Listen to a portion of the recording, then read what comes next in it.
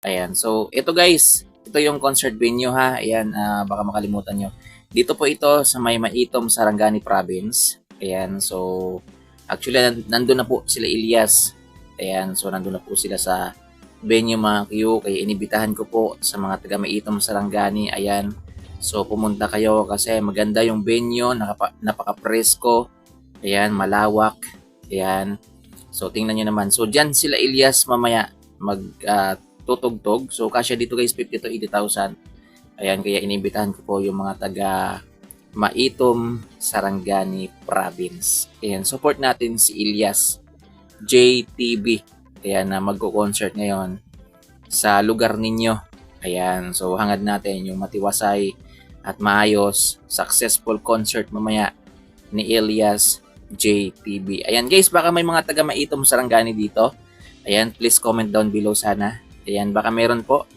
Ayan, comment kayo sa comment section. Ayan, sa mga taga Maitom, Sarangani. Ayan, so malawak po itong concert venue. Ayan, pagdasal natin. Maganda naman yung maganda naman yung panahon, bro.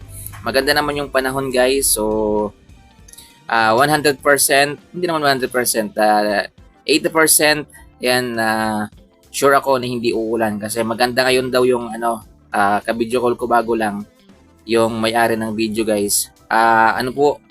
Maganda yung panahon ngayon doon, mga ka-Q. So, kanina nga sobrang init daw. Kanina, yan, mainit yung yung sikat ng araw pero yung dapya ng hangin medyo may kalamigan. Ayan, so hopefully na maganda mamaya.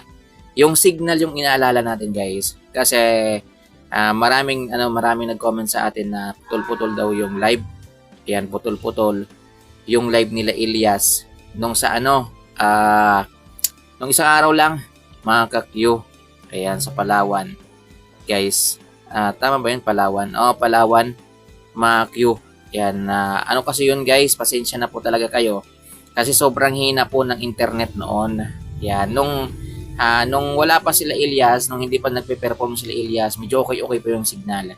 Mga Q, yun nga lang, dumami yung mga nag-live, nagamit ng internet. Ayun, nagka-problema yung connection, guys. So, kahit nga si Dave, ayan, sabi ni Dave sa akin, hindi daw sana nakapag-live kasi nga, hindi talaga kaya, mga Q. So, alam naman natin yan, guys. Then, kapag hindi talaga kaya, syempre, medyo matagal-tagal yung live. Abutin siya ng 1.5 oras, mga Q. So, hindi na lang sila nag-live. Guys, walang nag-live sa banda nun. Merong nag-live ng mga audience, mga Q. Kaso nga lang, putol-putol din. Pero kahit pa paano, meron tayong na-upload nun. Nasa 39 minutes yata, mga ka-Q.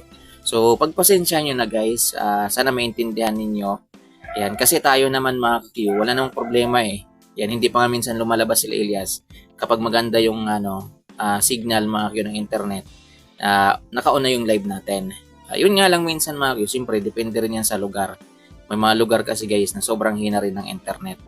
Meron naman na napakalakas yung internet, hindi pa tumutugtog sila Ilyas. Pero pag sila Ilyas na tumutugtog, humihina na kasi yung reason nun guys, sobrang dami nang gumagamit ng internet.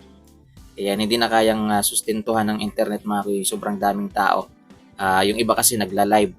Yan, nagre-record ng video gumagamit ng internet, panay post mga kuya. So dahil doon, medyo apektado yung signal mga kuya. So, maswerte na lang talaga tayo minsan kapag merong mga live. Yung LGU, for example, meron silang kinuhang media company mga Q na mag-cover ng live. Ayan, so yun. Pero kung mga individual mga Q, mahina talaga. So, yun guys.